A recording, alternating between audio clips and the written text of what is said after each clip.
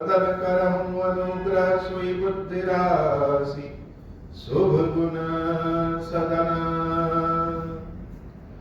बंधु गुरु पद पदुम परागा सुरुचि सुबास सरस अनुरागा मंगल भवन अमंगल हाई उमा सहित जहि जपत पुरारी सुमिर शिवा शिव पाई पसाऊं वर्णौ राम चरित चित चाऊं पानी ग्रहण जब कीन महेशा हियर से तब सकल सुरेशा हरि राम चरित सब आए प्रेम पुलक लोचन जल छाए मंगल भवन अमंगल हारी उमा सहित जहि जपत पुरारी कवन सो काज कठिन जग माही जो नहीं होई तात तुम पाही राम काज लगी तब अवतारा सुनता ही भयऊ पर्वताकारा। हे महादेव इस जगत में बाबा इस जीवन में बाबा न कोई कार्य कठिन है न ही कोई कार्य संभव है भैया सारे कार्य सरल और संभव हो जाते हैं बाबा अगर आपकी कृपा हो जाए। प्रभु श्री राम देवी सीता और भैया लक्ष्मण सहित चित्रकूट में वास करते हैं और इधर निषाद राज जी जब वापस अपने नगर पहुंचते हैं तो वहां पे सुभद्र जी महाराज निषाद राज जी का इंतजार करते रहते हैं। प्रतीक्षा इसलिए करते हैं क्योंकि अभी भी आशा थी कि शायद निषाद राज जी के साथ सीता राम लक्ष्मण या केवल सीता वापस आ जाए। लेकिन जब निषाद राज जी को खाली आते देखा तो सुमन जी महाराज जैसे मूर्छित होकर के गिर पड़े। सुमन जी महाराज ही क्यों जो घोड़े प्रभु श्री राम का इंतजार कर रहे थे जो रथ में आए हैं वो अभी दक्षिण दिशा की ओर देख के बार बार इन्हें आ रहे हैं जैसे उनके भी आंखों से आंसू गिर रहा है। यह कथा बड़ी मार्मिक है। भगवान के जंगल वन में जाने की कथा तो मार्मिक है ही है लेकिन भगवान का वन में मंगलवास होता है और सीता राम लक्ष्मण सब एक साथ होते हैं।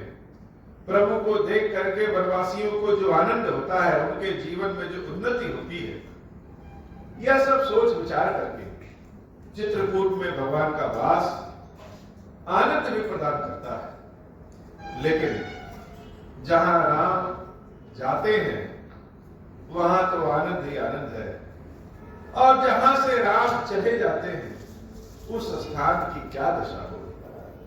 भगवान अगर किसी स्थान को छोड़कर के चले जाए तो जैसे समस्त रंग रूप सब कुछ छोड़ करके चला गया उदासी जैसे छा गई।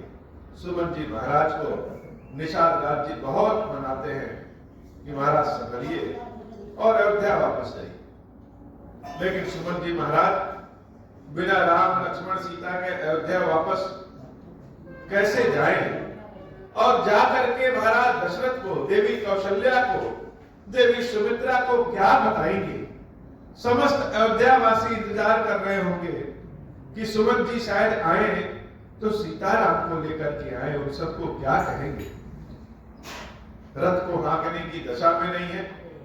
निषाद राज जी स्वयं रथ हाँक करके सुमन जी महाराज को तमसा नदी तक पहुंचाते हैं और तमसा नदी के पास उनको विदा करते हैं। निषाद राज जी वापस ऋग्वेदपुरा चले आते हैं। सुमन जी महाराज बार बार यही सोचते हैं कि बिना राम के हम जीवित कैसे हैं। लग रहा है जैसे भगवान ने हमको यातना शरीर दे दिया है। यातना शरीर का मतलब जैसे लोग कहते हैं ना कि नरक में भोगना पड़ता है, स्वर्ग में सुख भोगना पड़ता है, नरक में दुख भोगना पड़ता है। तो जब यह आत्मा को न जलाया जा सकता है, न डराया जा सकता है, न काटा जा सकता है, तो दुख और सुख किसे भोग रहा है? तो मृत्यु के बाद भगवान एक कारण शरीर देते हैं, यातना शरीर देते हैं, जिस शरीर में यह आत्मा रहती है और उस शरीर को ही सुख और दुख दोनों प्राप्त होता है।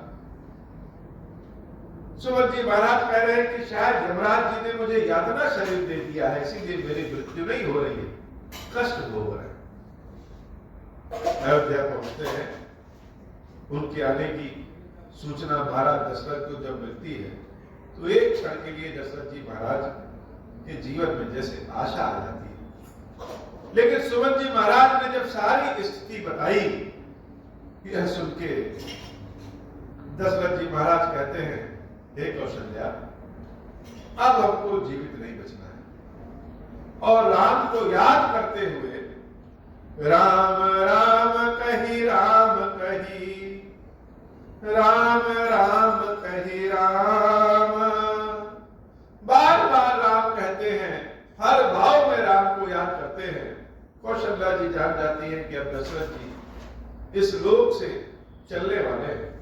बार बार विनती करती हैं कि हे महाराज, आप ही इस अयोध्या रूपी जहाज के केवनिहार हैं और आप चले जाएंगे तो यह अयोध्या की जहाज ही डूब जाएगा। व्यक्ति जब अपने अंतिम समय में रहता है, हार जाता है, तो एक क्षण के लिए जैसे सारा जीवन उसकी आंखों के सामने से घूम जाता है। और दशरथ जी महाराज को श्रवण कुमार की घटना याद आ जाती है, जिसमें गलती से उनके हाथों से श्रवण कुमार का वध हो जाता है। और श्रवण कुमार के अंधे माता पिता ने दशरथ जी को श्राप दे दिया था कि जिस प्रकार से पुत्र वियोग में मेरी मृत्यु हो गई है, उसी तरह से पुत्र वियोग में तुम्हारी भी मृत्यु होगी। देवी कौशल्या को जब यह घटना आज दशरथ जी महाराज सुनाते हैं तो देवी जान जाती है कि अब दशरथ जी जीवित नहीं बचेंगे। और बार बार राम को याद करते करते राम राम कही राम कही, राम राम कही राम, तन पर हरि रघुबर विरह, राम गयो सुखधाम। रघुबर के विरह में अपने शरीर को छोड़ देते हैं, प्राण निकल जाता है और अपने धाम में दशरथ जी महाराज चले जाते हैं। जैसे चारों ओर कितने दुखों का पहाड़ टूट पड़ा है अयोध्या पे, लेकिन मरने वाले की क्या दशा है। बाबा कहते हैं, देवी जीवन मरण फल दशरथ बाबा। दशरथ जैसा सौभाग्यशाली तो कोई है ही नहीं। जीवित रहने का भी सुख लिए, हर तरह का सुख दशरथ जी महाराज को मिला। और मृत्यु के समय राम को याद कर रहे हैं, मृत्यु के समय मुख में राम नाम आ रहा है, तो मृत्यु का भी सुख ले। यह दशरथ जी की यश कीर्ति जैसे अनेक ब्रह्मांडों तक पहुंच गई है, ऐसी यश कीर्ति दशरथ जी की है। और ऐसे दशरथ जी महाराज धन्य। जीवन मरण फल दशरथ पावा, अंड अनेक अमर जस छावा। जियत राम विदु बदन निहारा, राम विरह करे परम समारा। जब तक जीवित थे तब तक अपनी आंखों से राम जी को निहारते रहते थे, देखते रहते थे। और अब राम के विरह में शरीर ही त्याग दिए। महर्षि वशिष्ठ आते हैं और महर्षि वशिष्ठ एक नाव में तेल पूरा भरवा करके और महाराज दशरथ के शव को उसी नाव में रखवा देते हैं ताकि शव खराब न हो। और एक दूत भरत जी महाराज के यहाँ जो अपने ननिहाल गए हैं उनके यहाँ भेजते हैं और दूत से कहते हैं कि बहुत शीघ्र जाओ और जाकर के भरत से कहना कि गुरु जी ने बुलाया और किसी को कोई बात ना बताना। वह दूत जब अपने गुरु की आज्ञा पाकर के भरत जी महाराज के पास जाता है। उधर भरत जी महाराज को रात्रि में बहुत भयानक स्वप्न होता है और वह स्वप्न से बहुत डर जाते हैं। उनको लगता है कि शायद अयोध्या में कहीं कोई दिक्कत तो नहीं होगी। सुबह सो के उठते हैं, भगवान शंकर का अभिषेक करते हैं, गणेश जी की स्तुति करते हैं कि हे प्रभु, हे नाथ, हमारे अयोध्या की रक्षा करना, हमारे पिता माता की रक्षा करना, सबकी रक्षा करना। पुरजन मिलहि न कहीं कछु गवहि जोहार ही जाहि, भरत कुशल पूछ न सकई भय विषाद मन माही। यही विधि सोचत भरत मन धाम पहुंचे आई, गुरु अनुशासन श्रवण सुनि चले गणेश मनाई। तब तक दूत पहुंच जाता है और गुरुदेव वशिष्ठ की सूचना भरत जी महाराज को देता है। भरत जी महाराज भगवान गणेश, भगवान शंकर का वंदना करके चले आते। जब अयोध्या के नगर में भरत जी महाराज पहुंचते हैं तो अयोध्या का नगर जैसे वीराना हो गया है। जो अयोध्या हमेशा दमकती और चमकती रहती थी, आज वह अयोध्या जैसे लग रहा है कि अयोध्या का कोई रंग रूप ही नहीं है। चारों ओर उदासी छा गई है। लेकिन भरत जी महाराज किसी नागरिक से नहीं पूछते हैं और महल में चले आते हैं। उनके मन में बड़ा विषाद है, उनके मन में बड़ा डर है। कैसा डर नहीं पता, यह महल बड़ा भयावह लग रहा है। जो महल हमेशा चमकता दमकता रहे, जिस महल में घुसते ही खुशियों का ऊर्जा मिल जाए, वह महल इतना उदासी क्यों छाया हुआ है। सारे बाजार, सारा नगर, जहां देखो वही उदासी ही उदासी है। मंगल भवन अमंगल हारी, उमा सहित जहि जपत पुरारी। चले समीर वेग है आके, नागत सरित सैल बन बाके। हृदय सोच बर कछु न सोहाई, अस जानहि जिया जाऊं उड़ाई। एक निमेष बरस समझाई, यही विधि भरत नगर नियराई। अस पुन होहि नगर पैठारा, रखहि कुभांति कुखेत करारा। खरसियार बोलहि प्रतिकूला, सुनि सुनि होरि भरत मन सूला। श्रीहत सर सरिता बन बागा, नगर विशेषी भयानु लागा। खगमृग है गए जाहि न जोए, राम वियोग कुरोग बिगोए।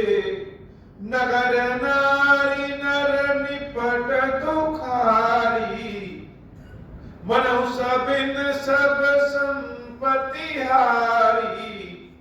मंगल भवन अमंगल हारी, उमा सहित जहि जपत पुरारी। पुरजन मिलहि न कहीं कछु, गवहि जोहारहि जाहि। भरत कुशल पूछि न सकहीं, भय विषाद मन माही। मंगल भवन अमंगल हारी, उमा सहित जहि जपत पुरारी। हाट बाट नहीं जाय निहारी, जनपुर दहज सिलानी दवारी। आवत सुत सुनि कै नंदनी, हर्षी रवि कुल जल रूह चंदिनी।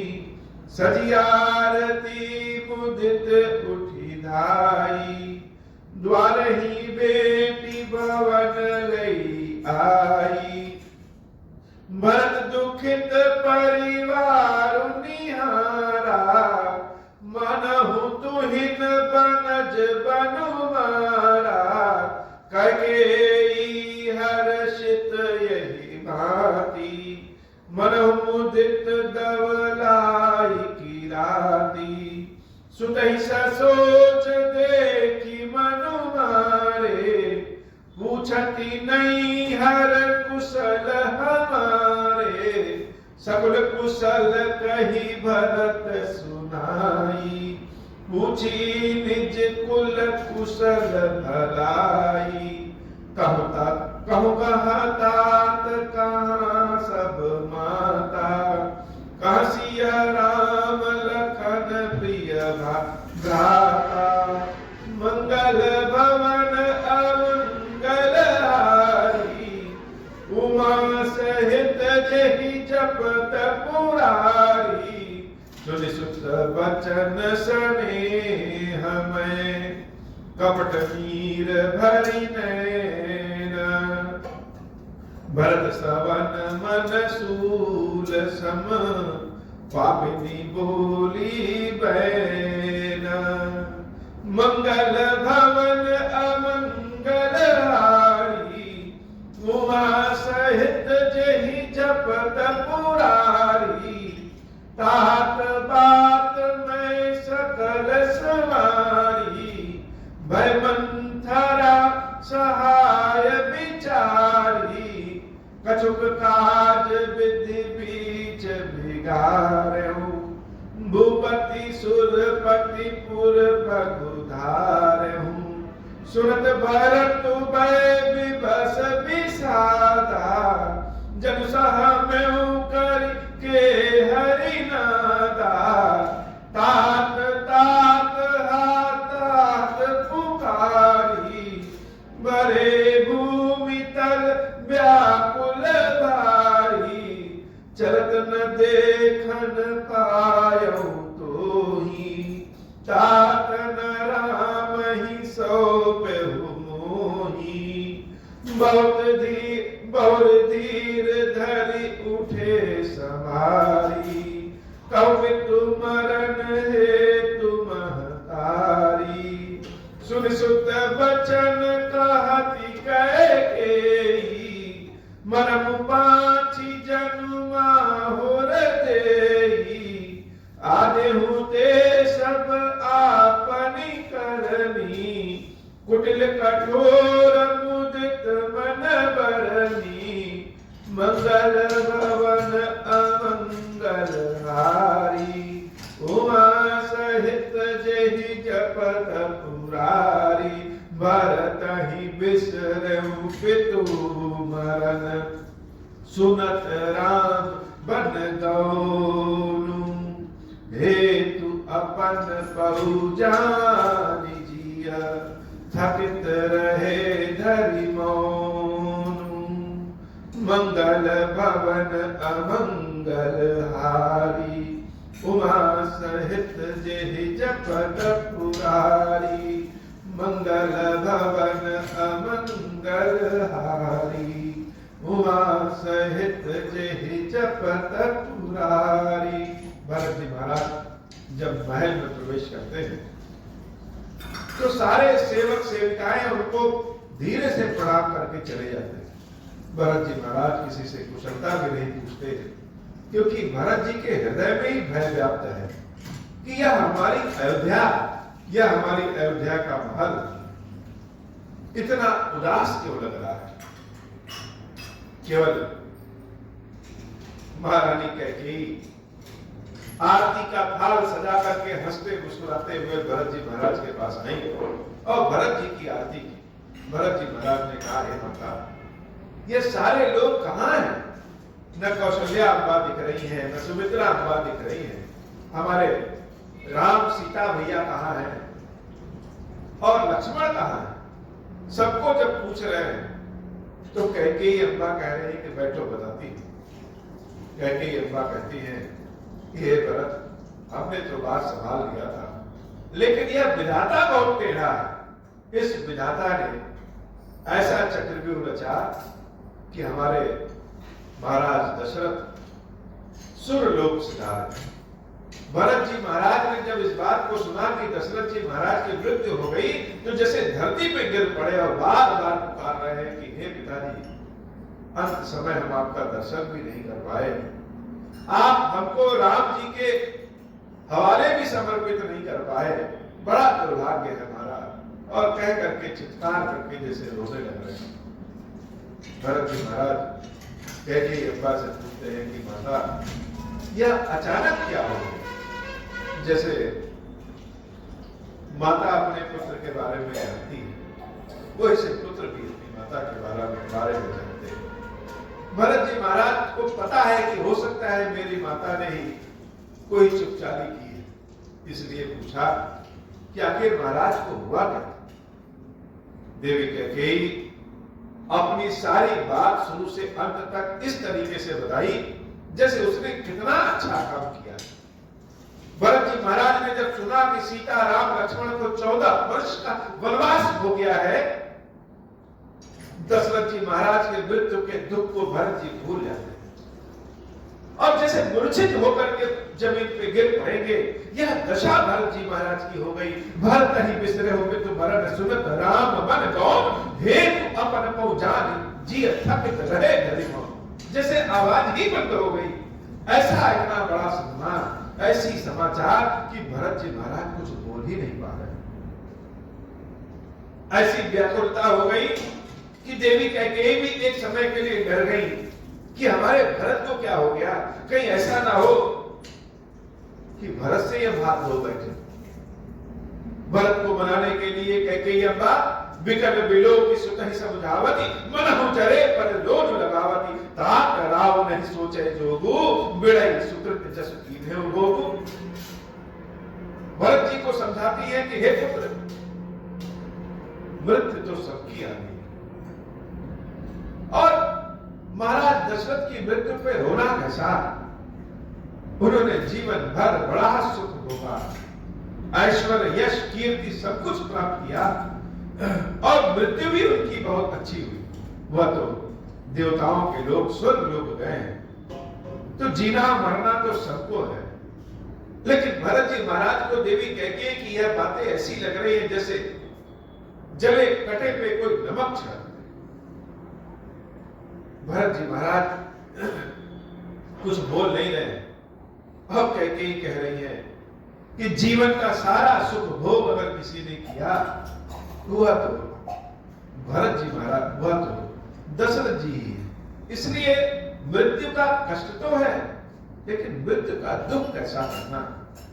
जीवत सकल जन्म फल पाए, अंत अमर पति सदन सिधाए, अस अनुमानी सोच परिहरहूं, सहित समाज राजपुर करहूं, सुन सुठी सहम राजकुमारू, पाके छत जन लाग अगारू, धीरज धरि भर ले उषासा, पापिनी सबहि भांति कुल नासा, जब कुरुचि रही अति तोही, जन्मत काहे न मारे मोही, पेड़ काटिते पालहु सींचा, मीन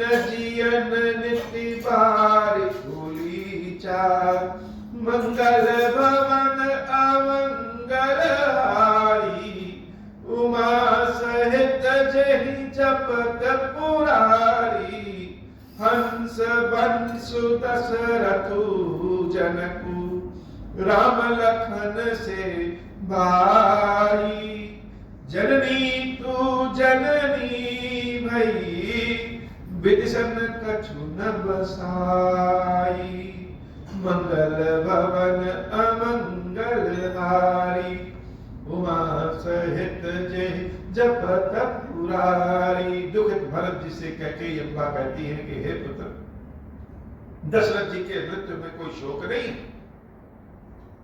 उनके आदेश का पालन करो और अयोध्या की राजगद्दी संभालो। यह बात जब भरत जी के कानों में पहुंचती है तो जैसे लगता है कि कोई पका हुआ घाव है और उससे अंगारा छू जाए, आग छू जाए, बहुत तेज जलन होती है। लेकिन भरत जी महाराज बड़े धैर्यशाली, बहुत लंबी सांस लेकर के अपने क्रोध को रोकते हुए कहते हैं कि हे पापिनी, तुम अपने कुल को ही खा गई। तुमको लग रहा है कि तुमने तो बहुत अच्छा किया, लेकिन तुम अपने कुल को ही खा गई। अगर इतना ही तुम्हारी दुष्ट चेष्टा थी तो जन्म लेते ही तुमने मेरा गला क्यों नहीं घोट दिया? न आज मैं जीवित होता और न मेरे नाते, मेरे लोभ के नाते अयोध्या की यह दशा होती। कुल में श्रेष्ठ हमारे पिता दशरथ जी हंस के समान हैं। लक्ष्मण और राम के समान भाई संसार में कहीं नहीं मिलेगा। हे भाई, तुम माता हो, तुमको कुछ कह नहीं सकते और विधाता का कुछ बिगाड़ नहीं सकते। यह दुख, यह कलंक जो मेरे माथे में तुमने लिख दिया है, इसको देख करके हम कहां जाएंगे? लोग कहेंगे कि यह भरत भी अपनी माता से मिला हुआ है और राजगद्दी के लिए इसने हंसते खेलते अयोध्या को तबाह कर दिया, उसका नाश कर दिया। अयोध्या के राजा सीताराम जी को इसने जंगल भिजवा दिया। ये जो माथे पे मेरे कलंक है और जो अपने भाइयों का दुख है, उस दुख से हम जीवित कैसे रहेंगे? भरत जी महाराज की बातें जब देवी कैकेयी के कानों में जा रही है तो कैकेयी समझ नहीं पा रही कि क्या करें। जब ते कुमति कुमति जियत आऊं, खंड खंड होई हृदय न गयाऊं, बर्मागत मन भई नहीं पीरा, गरिन जीह मुह पर न कीरा, भूप प्रतीति तोर किमि कीनी, मरण काल विधिमति हरि लीनी, विदेवना नारी हृदय गति जानी, सकल कपट अग अवगुण खानी, सरल सुशील धर्म रत राऊ, सो किमि जानती असुभाऊ, असको जीव जंतु जग माही, जय रघुनाथ प्राण प्रिय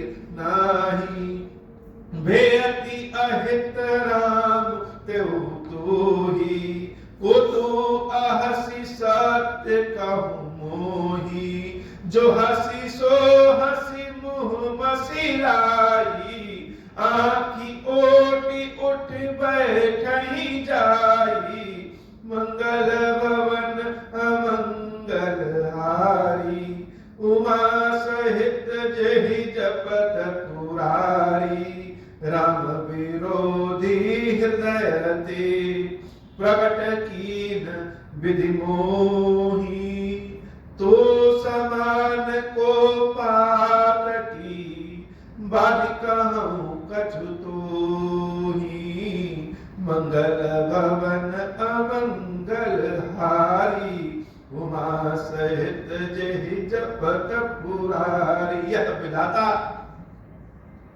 हे माता, जब तुमने पिता दशरथ जी से 2 वरदान मांगने की सोची और तुम्हारे मन में जब कुटिलता आया तो इस विधाता ने तुम्हारे कलेजे के टुकड़े क्यों नहीं कर दिए? स्त्रियों के चरित्र, स्त्रियों के हृदय के बारे में विधाता भी नहीं जान सकते। और दशरथ जी जो इतने ज्ञानी हैं, लगता है मृत्यु के समय विधाता ने उनकी बुद्धि छीन लिया था, वह तुमको पहचान नहीं पाए। पहचाने नहीं तो कैसे पहचाने? हमारे पिता राजा दशरथ बड़े ही सीधे और धर्म वाले हैं, तुम ही कुटिल हो, तुमने संपूर्ण अयोध्या का नाश कर दिया। भला बताओ कि मनुष्य तो छोड़ो, ऐसा कौन सा जीव जंतु है जिस जीव जंतु को भी राम प्रिय न हो? तुम हो कौन? एक बार फिर से विचारो, सोचो कि तुम कौन? राम तुमको प्रिय नहीं है, मेरी मृत्यु क्यों नहीं हो गई।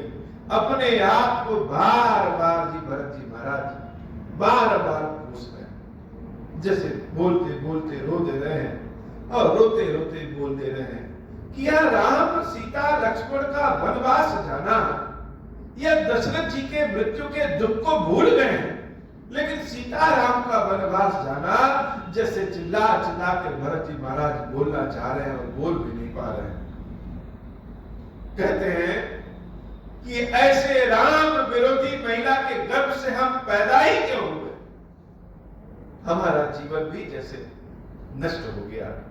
शत्रुघ्न जी महाराज भी जब अपनी माता के इस बर्ताव को सुने, इस विचार को सुने, तो उन पर भी जैसे क्रोधित हुए और मंथरा पर भी क्रोधित हुए।